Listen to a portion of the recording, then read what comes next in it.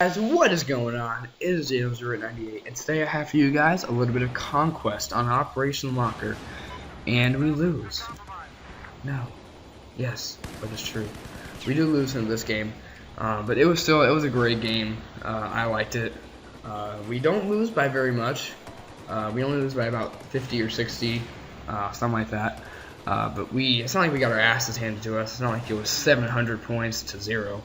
But we fought back. In the beginning part of this video, they had C, so they had the majority, and then halfway through we caught it, and in the end they sneak around to A, and they just take it. And there wasn't anything we could do. We were gonna lose.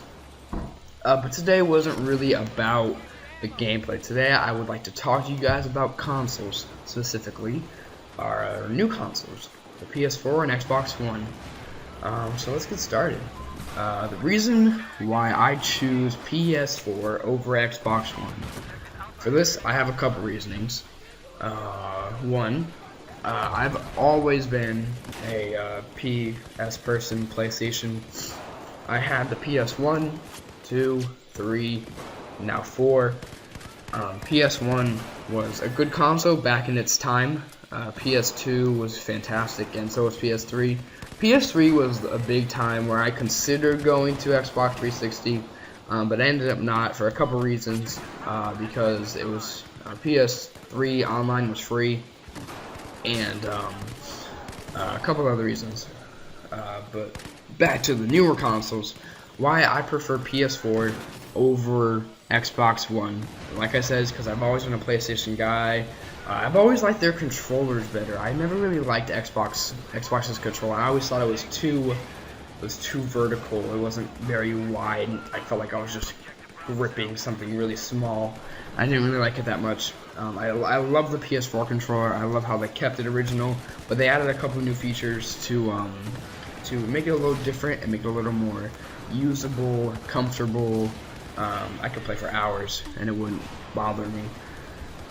But that's another reason. I also enjoy PS4 exclusives, such as Infamous. What's the other one called? Last of Us. That was a great PS3 exclusive, and the DLC's coming out, and I might get that. But Xbox One is a great console, don't get me wrong. I played with Jarl a little bit, my partner in J&D Productions. And by the way, he put out a Dead Rising 3. He's doing a walkthrough of the new DLC for it. Episode 3 should be up tonight. He doesn't really know, but episode 1 and 2 have already been put out. They're good. He recorded them on his new capture card, Froxio Game Capture HD Pro. But it was some good gameplay. But Xbox One, I do like Xbox One. I like how you can walk into the room and say Xbox One on, or Xbox on, whatever you yell at it. I wonder if you can give it a name. Wouldn't that be hilarious? You could just walk in and say Jackass on, and just turn on your Xbox by calling it a Jackass. That would be kind of funny. I'd buy that. I'd definitely buy that. But Xbox One does have some nice exclusives that I enjoy. I played Dead Rising 3. That was a great game. I played it a little bit. Forza 5 is a good one. Yarrow has that one, and I really enjoy it. But PS4 does have a couple of exclusives coming out. One I can think of right now is The Crew. It's another racing game. It looks really good. I pre-ordered that. It looks fantastic. But I think both consoles are great. Both next-gen consoles are fantastic as far as graphics and speed, processing speed. PS4 did do a little better on the charts. PS4 sold more copies per like 24 hours or something, and it also had more copies sold overall. I think a big thing that Xbox did, they did fix a lot of these problems, but towards like speculation period, like during summer of 2013, where people were all like, oh, Xbox One's going to be able to make your bed, where people would just go on the internet, type something random about an Xbox or PS4, and then post it, and people would controverse it, and be like, no, it's not, yes, it is, no. But one thing that Xbox was rumored to happened was that it was going to have to be connected to the internet. Now, for a lot of people, and at that time, myself, it was going to drive people away, because for people who don't live in like a very good internet place, you don't always have unlimited internet. Back during summer of 2013, I had Verizon internet. I used a little like a little chip, kind of like a mobile hotspot, and it was not unlimited. I had about 40 gigabytes of data, and it would hardly ever last. It would run out before the month. And a big thing that happened to that was downloading and stuff. And having Xbox being always connected to the internet, that would have wasted a lot of data for me, and I probably would have gone over. And how Verizon runs it, if you go over, you pay for it. Your internet doesn't slow down, because I had about 10 megabytes down and about 5 upload, which wasn't bad. But if you went over, you got to keep your speed, but you would pay a lot. After that, it would be like some ridiculous amount. It'd be like $15 a gigabyte after that, which is just ridiculous. So that was a big Xbox One problem. A couple of things I do like about Xbox One, like I said, some of their exclusives, such as Forza and Dead Rising, it comes with its own editing software. And the way PS4 set up their recording software, I really don't like it. And I'm really looking forward to getting a capture card for it. I might look into getting an HDMI splitter, and for those who don't know what that is, it scrambles the HDCP, which is HD copyright protection that PS4 has up, and it scrambles it, and it basically lets you plug that into your capture card, and you can record gameplay. And you can do whatever you want with whatever capture card you have, whether you have Elgato or Roxio or whatever. But I'm looking into one of those. Those are about $25 on Amazon, and then buying a capture card is like another $100 if I want a good one. Or I can just wait for the patch to come out, because they are going to release a patch for the HDCP, but nobody knows when. At release date, they said that it would be within a couple months. Well, it's been a couple months.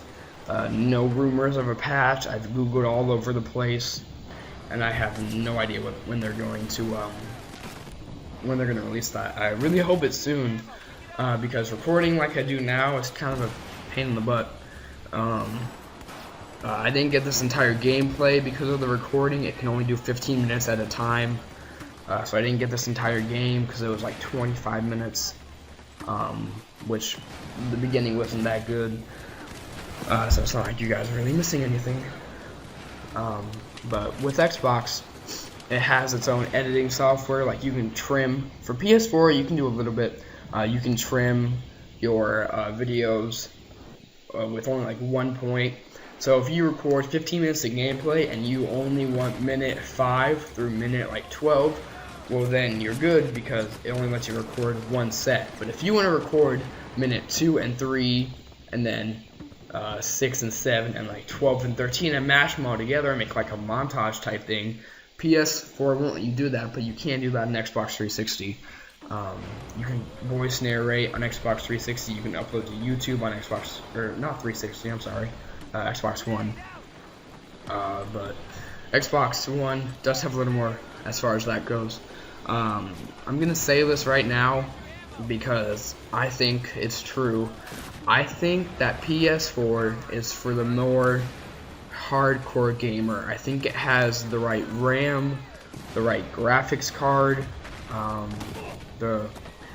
just think it has more stuff for gamers. But I think Xbox One is the all-around, not better console, in my opinion, not better gaming console, but all-around more versatile, as in you can do more, you can get more apps than you can on PS4. I think PS4 is better for gaming than Xbox One is, but I think Xbox One can do more and is more, how should I say, family orientated, maybe, in the sense that you can, you know, get like Netflix and Hulu Plus, which PS4 can too. But you can surf on the internet. There's a YouTube app for Xbox One. I think there is. But yeah, so that concludes console talk with Daniel 08. The gameplay is winding down. As you guys saw, that guy killed me 5 times. The guy camping in the back with a light machine gun, which was ridiculous. And I included this last little bit in the cut because I wanted to show you guys how many ribbons I got and how many points I got during double XP, because it was just absolutely ridiculous. 27,000 points for the support kit, and I got like 15 ammo ribbons too. Between the period of double XP, which was this weekend, I leveled up from 31 all the way to 42 in just one weekend. I didn't even play that much. I didn't even like stay up and stuff. I played probably collectively this weekend maybe 8 hours or so, and look at that. Look how many ribbons there are. But video's winding up. I appreciate the watch, guys. If you could leave a like, comment, and subscribe. See you guys later. Bye.